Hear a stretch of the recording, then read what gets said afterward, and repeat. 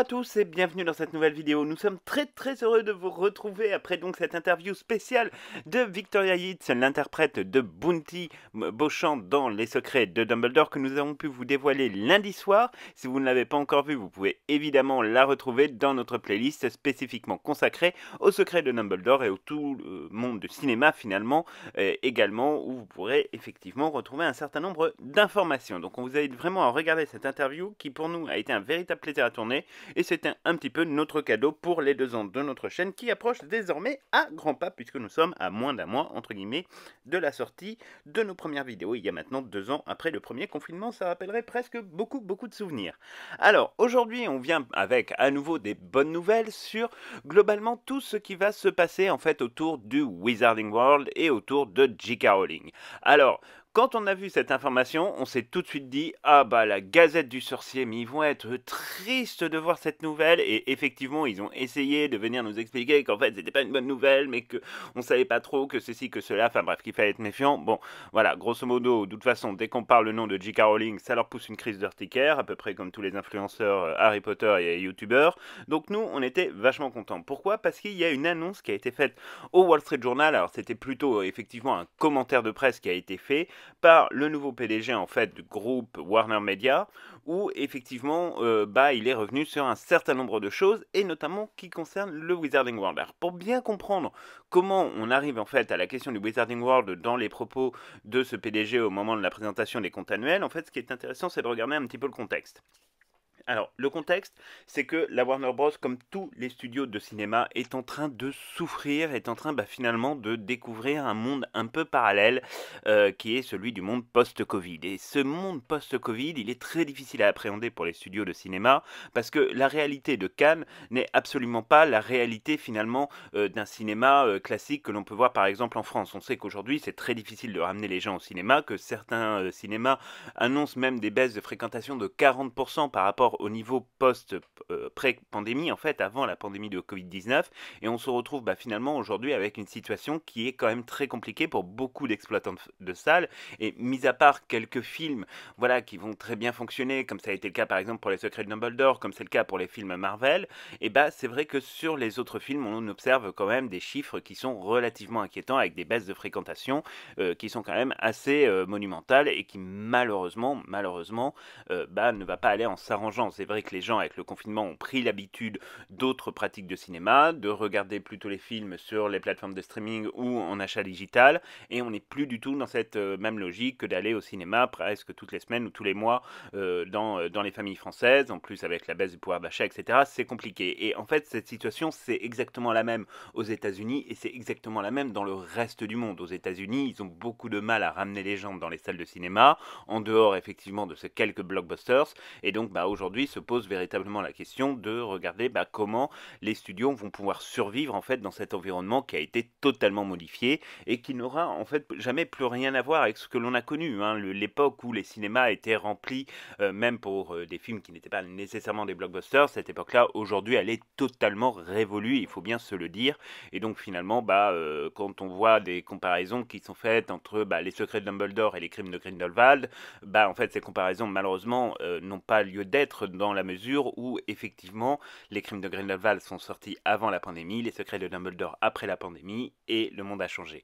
En plus il faut savoir qu'aujourd'hui il y a encore certains pays, et c'est le cas notamment de la Chine qui est un marché pour le cinéma qui est aujourd'hui devenu déterminant, qui sont encore dans des mesures sanitaires extrêmement restrictives, et que nous ne sommes pas à l'abri de la survenue d'une nouvelle pandémie qui pourrait arriver dans les prochaines années, dans les prochaines semaines. Là on le voit avec la variole du singe, et qui pourrait finalement nous conduire aussi à d'autres mesures sanitaires qui pourraient aller jusqu'à la fermeture des cinémas. Bref, on sait que de toute façon l'industrie du cinéma devient quelque chose de très compliqué à gérer. Et donc, dans ce contexte, en fait, de désaffection, finalement, des cinémas et de la mise en œuvre de ces nouveaux formats un peu hybrides qu'on peut voir avec HBO Max, hein, rappelons maintenant que généralement un film Warner sort à peu près 30 jours plus tard sur la plateforme HBO Max, et ensuite en achat digital, on voit bien qu'en fait, les studios cherchent à s'adapter à ces nouvelles modes de communication et à ces nouvelles, finalement, manières de consommer du cinéma et des contenus audiovisuels. Donc ça, c'était quelque chose qui était extrêmement intéressant. Alors après, on sait que la Warner a procédé ces derniers temps à l'arrêt d'un certain nombre de franchises. Effectivement, on sait que par exemple, il y a beaucoup de séries télé qui se sont arrêtées définitivement, qui faisaient partie de ce qu'on appelle le Arrowverse, hein, qui fait partie donc en fait du DC Universe, qui est leur espèce d'énorme truc sur les super-héros, qui est extrêmement mal géré, beaucoup moins bien géré que ce n'est le cas par exemple pour la Warner, mais ils ont arrêté un certain nombre de séries, à peu près 6 ou 7, où effectivement, soit c'est la dernière saison, soit elles ont tout bonnement été complètement annulées du jour au lendemain, sans plus d'explications, pour la simple et bonne raison qu'aujourd'hui ça ne fabrique plus assez de rentabilité. C'est tout le problème de la Warner qui aujourd'hui avec ses franchises est quand même face à un problème. C'est-à-dire que si on enlève la franchise de finalement Harry Potter et du Wizarding World plus la franchise de DC avec leurs films Wonder Woman, Superman, Batman, etc., on s'aperçoit bien quand même qu'il y a un véritable problème et qu'ils n'arrivent plus finalement à vendre des films au cinéma qui réussissent à faire des choses. Et pourtant, parfois, il y a des très très bons films qui sortent, mais qui malheureusement n'arrivent pas du tout à fonctionner, même quand vous mettez des très très gros acteurs. Ça a été le cas par exemple avec le film La Ruse, qui est un film sur la Seconde Guerre mondiale, qui au box-office a été absolument catastrophique. C'est le cas aussi avec d'autres films à très gros budget qui sont sortis l'année dernière, comme ça a été le cas de Godzilla, etc., donc de leur franchise en fait du Monsterverse, et qui se sont plantés aussi. Donc du coup, c'est un petit peu compliqué. Maintenant, ils sont obligés de vendre des droits à Netflix. Enfin, tout ça est très très complexe en fait à gérer.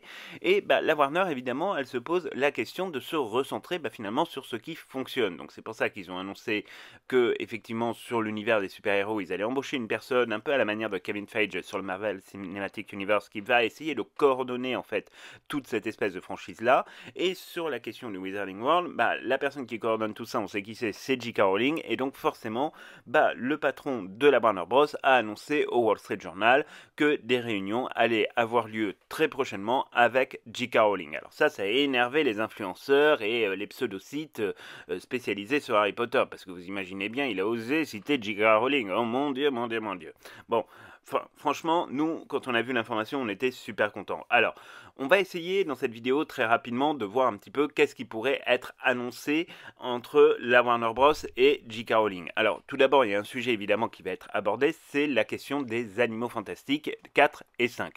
Alors, on sait de manière assez claire, et nous avons eu un certain nombre d'informations sur le sujet, qu'ils attendent encore sur la question des Animaux Fantastiques des précisions quant au box-office qui sera réalisé en Chine, parce que pour l'instant on est encore sur quelque chose d'un petit peu évanescent, on ne sait pas exactement encore comment ça va se passer en Chine, la date d'exploitation a encore été repoussée jusqu'au 7 septembre, donc ça veut dire que concrètement on a encore 3 ou 4 mois où le film va tourner dans les salles en Chine pour effectivement permettre aux gens, au moment où il y aura des levées de restrictions dans certaines contrées et dans certaines régions de Chine, de pouvoir aller voir le film. Donc on ne va pas avoir des résultats stabilisés tout de suite. Ce qu'on sait aujourd'hui, c'est que le film a très bien marché à l'international, en dehors de la Chine évidemment, puisque le film a capitalisé quand même quasiment 300 millions à lui tout seul sur l'international, ce qui est quand même un très très très bon chiffre dans la période.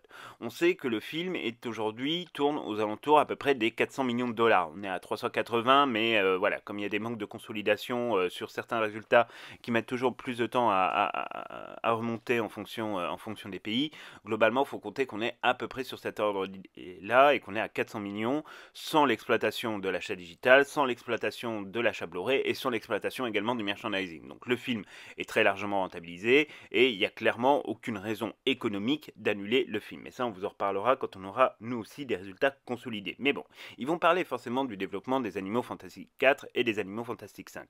Ça, c'est une évidence. Donc pour ça, ils vont regarder le box-office, ils vont regarder le problème chinois, et puis il va certainement y avoir une petite discussion autour des contrats, parce qu'il ne faut pas oublier, ça nous a été aussi confirmé d'ailleurs par Victoria Yates, l'interprète de Bounty Beauchamp, que effectivement, ils avaient tous signé collectivement pour 5 films, et donc en réalité, ça veut dire que si la Warner devait arriver à une situation où il serait dans la possibilité d'annuler les Animaux Fantastiques 4 et 5, il devrait payer des indemnités absolument colossales à J.K. Rowling, aux producteurs, mais également ensuite à toute la chaîne des acteurs qui ont signé donc pour tout un tas de films, a priori 5 films, et il y a une rumeur qui dit même que le 5e film aurait pu être scindé en deux parties en fonction des résultats du box-office. Donc on peut quand même imaginer, si vous voulez, qu'actuellement il y aurait donc 2 films à payer, plus un troisième en option, à quasiment la moitié des acteurs, et en tout cas à J.K. Rowling en tant que créatrice. Donc là pour le coup c'est vrai que ça ferait quand même une somme pour se dire qui serait juste absolument monstrueuse, et que à ce niveau-là autant faire le 4 et le 5,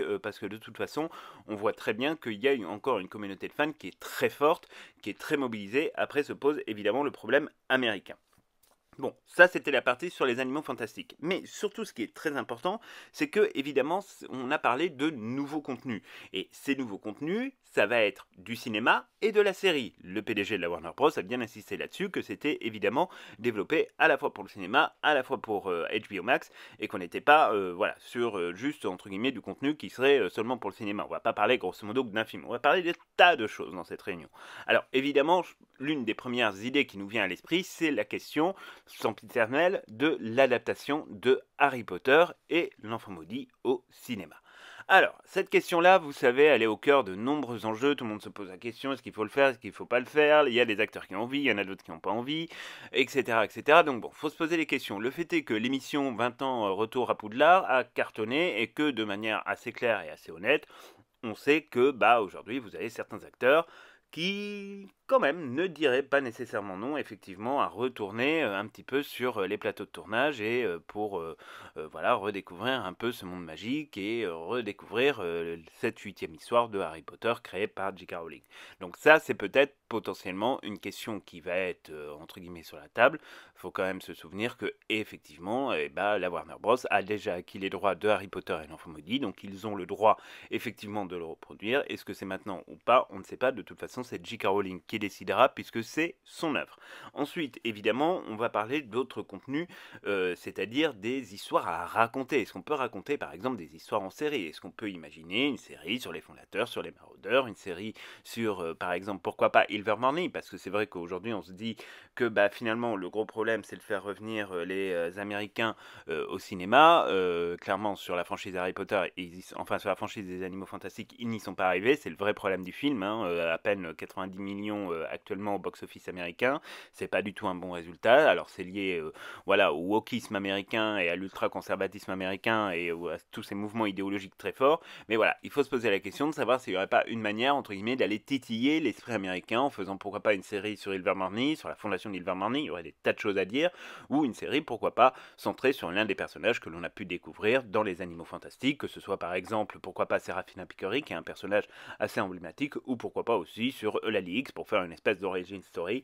Bon, bref. Mais tout ça, de toute façon, cette question des séries, c'est évidemment, est-ce que Rowling en a envie? Est-ce que Rowling a envie de prédire finalement certaines aventures à ses personnages? Est-ce qu'elle a envie de leur écrire des choses? Parce que de toute façon, la Warner ne peut pas se passer ni de l'accord de J.K. Rowling, ni de l'apport, entre guillemets, de cette femme qui de toute façon décide de tout concernant le monde qu'elle essaye de mettre en œuvre. Donc à partir de ce moment-là, on sait que les choses ne pouvant pas se faire sans elle, et évidemment on va en arriver à avoir effectivement des nouveaux contenus, mais qui seront des contenus estampillés J.K. Rowling, avec des histoires originales estampillées J.K. Rowling. Donc ça, c'est la deuxième possibilité, effectivement, c'est de voir arriver des séries qui seront quand même assez intéressantes, on l'imagine, peut-être pas celles que tout le monde attend, c'est-à-dire celles sur les maraudeurs et sur les fondateurs, parce que déjà on vous avait parlé sur les maraudeurs, et c'est vrai qu'on voit pas véritablement ce qu'il y a à raconter sur le sujet.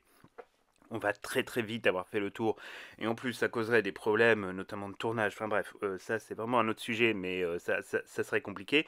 En tout cas, ce qui est certain, c'est que là-dessus, que des projets de série soient en cours, c'est pas étonnant. Ils ont même embauché il y a quelques mois, maintenant peut-être même 1 ou 2 ans, avec le confinement, on perd un peu la notion du temps. Ils ont même embauché finalement des personnes voilà, qui sont quand même des proches de J.K. Rowling, qui ont travaillé sur la Harry Potter, pour effectivement réfléchir les contenus sur HBO Max. Alors ça peut être aussi, pourquoi pas, effectivement des jeux télé, comme ça a été le cas effectivement avec leur espèce d'émission de tournoi un peu des Trois Sorciers, où on voyait des équipes s'affronter autour de quiz et de questions-réponses pour fêter le 20e anniversaire.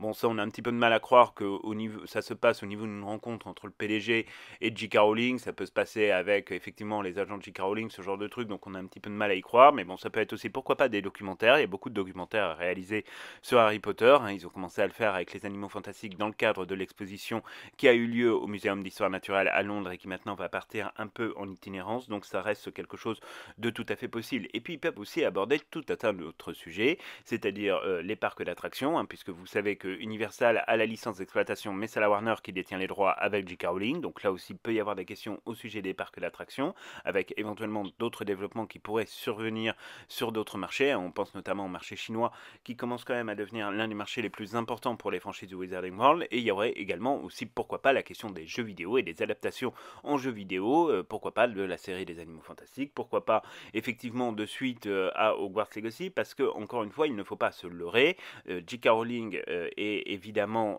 incluse dans tous les sujets qui concernent le Wizarding World, et sa patte créative se présente dans tous les sujets du Wizarding World. Et on voit bien avec le retard colossal pris par Hogwarts Legacy que voilà, ce retard a été pris suite à des déclarations extrêmement maladroites d'un attaché de presse qui a été renvoyé dans la foulée, qui voilà, a décidé de faire des déclarations un peu à l'emporte-pièce à l'encontre de J.K. Rowling sans connaître véritablement la vérité du sujet.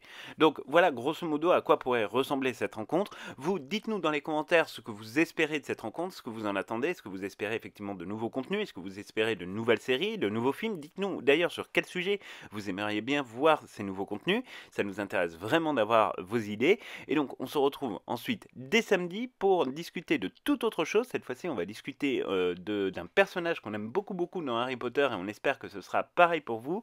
En tout cas, on vous souhaite à tous un très bon week-end de l'Ascension, et on se retrouve à très bientôt pour de nouvelles aventures.